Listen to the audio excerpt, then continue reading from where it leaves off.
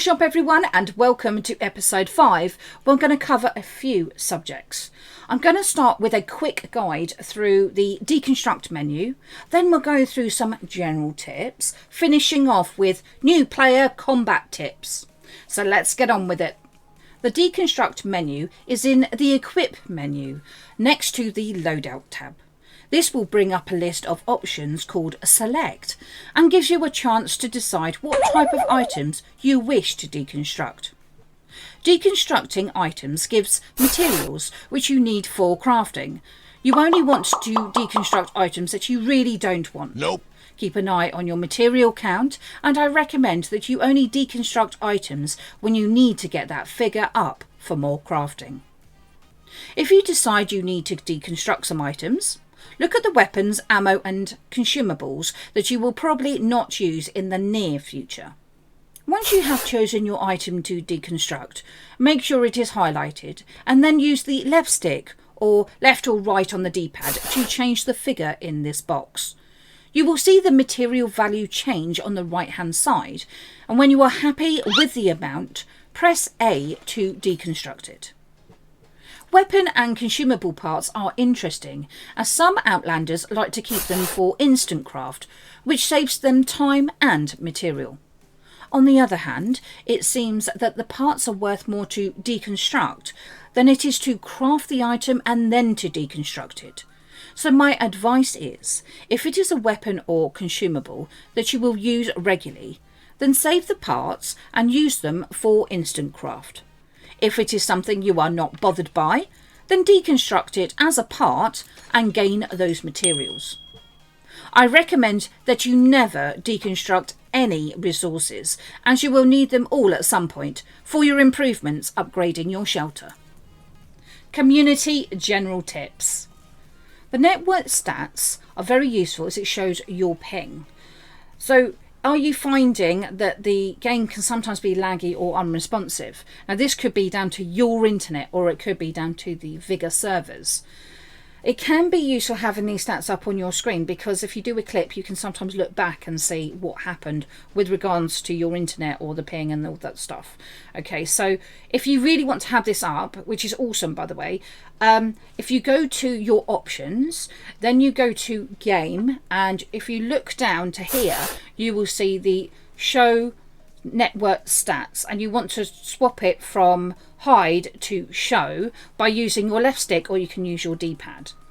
I will say though that in your shelter it won't come up on your top left hand side. It will only do that in the game modes. Maybe boost the loot in the lobby a few times. It sort of reminds the rest of the lobby that it's still a thing, and some people like to show off and max it out. Partners get regular crowns, but they all get different amounts, so don't expect them to boost. Some partners, like myself, will wait for people to be in the lobby from their community and then they'll boost it up. So what I recommend is go and find a partner, go and drop them a follow, get involved in their community, and the next thing you know you're going to be in boosted lobbies. Yay!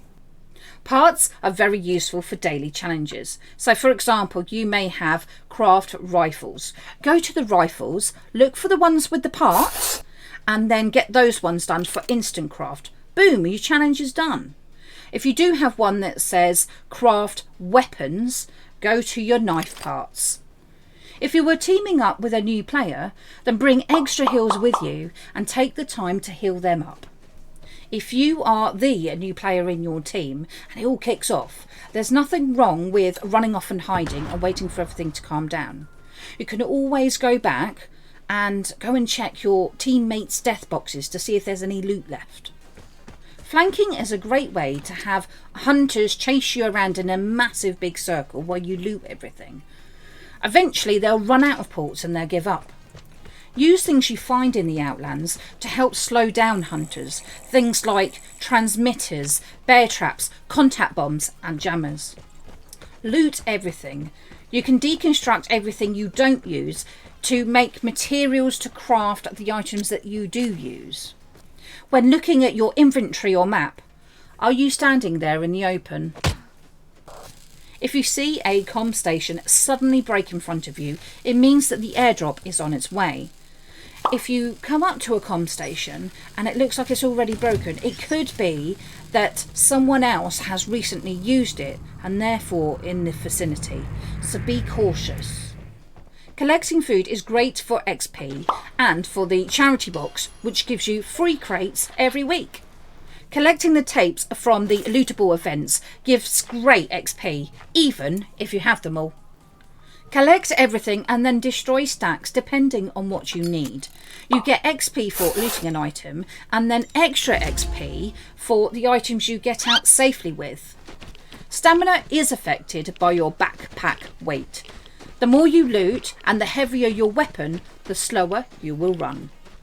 If you go into encounters just to hunt, your XP will be minimal. Looting gives you more XP than the kills, so mix it up a bit. If you're after crates, then Lone Wolf can be very useful. Quite often, especially when there's trios in the lobby, there's an airdrop left at the end of the encounter. So what I would recommend is let them all have their fight, watch the teams grab their airdrops and exit, and then grab the last airdrop before the radiation gets you. Lone Wolf is great for loot, as most of the teams go in there to have a fight and they leave all the loot untouched. New player combat tips. Check the lobby for those that you have to look out for. Outfits normally indicate that an Outlander has been playing for a period of time. Check their levels and their titles. The weapons can be deceiving because brand new players are given some of the golden rarity guns. Remember that new players are still learning the movement, style, weapons and how to play the game. They will be slow with their reactions, maybe a bit messy with their shots, and not always understand what is happening. It takes time to learn Vigor and work out all the different elements to it. The looting, the maps, the lootable events, the tactical events, what the tactical events mean to them and also to the other Outlanders. What's the high value XP items? The airdrop risks and even the timings of exiting before the radiation wave takes over. If a green coat is moving like a veteran, then they probably are. So be cautious because anyone can have an ult. Many veterans may try to help out new players, but you've got to remember, you can be an easy kill for them too. Try to read their body language and don't take high value items like the airdrop unless they've really indicated that it's yours to have. They may be streaming and have an audience telling them what to do, so they still may turn on you at any point. Never let your guard down and keep some distance between you so that you have time to react if needs be. So, you are getting into a fight. Is it with a new player or a veteran? Veterans will have an advantage over you, period. They will be used to the map, the movement, the noises and their weapons. They will have armour, grenades, loads of ammo and less gear fear. If you are prone, then your head is going to be an easy target. If you're crouching, then you're going to be moving slowly. If you're running around, then your bloom is going to be very large. Are you actually any good with your weapon or is it for show? If you're not wanting a fight, hold down Y and pop your weapon on your back, which sort of shows that you're not really up for a fight. If you do need to get your weapon back out again, tap Y, which will bring your most recent weapon back into your hands. Use a shooting range to practice shooting and moving at the same time. If you get into a fight and you're standing still, you will probably die. Outlanders will third party, so don't have a long fight in one place. If you feel it's going on for a while, maybe try and reposition if you can. Most veterans have really good headsets and they have their volume up. So if you decide to avoid them and hide in a bush, if they come near, you need to stay very still and avoid any movement. You never know, you might just get lucky.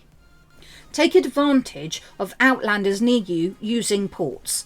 When you hear that ping sound, shoot them in the head. They would have had to open their map up to see the signal, which gives you seconds to take that advantage. Bear in mind that veterans know their maps well, so when they port, their time frame to check their maps will be so much shorter than a new player. Let me know if you enjoyed the video by leaving it a like. As always, I read all the comments and I love reading what you think I need to cover next. Please consider hitting that subscribe button and make sure to leave those notifications on. I stream on Twitch 3 times a week, Mondays, Wednesdays and Saturdays, 6 till 9 UK time. So it'd be awesome to see you there. Okay, bye-bye for now. Flipping, flapping, what's the faces? You're really rubbish with that gun. Just gonna say it. Told you you're rubbish with that gun. Flipping it, guys. Yeah, that's how you do it.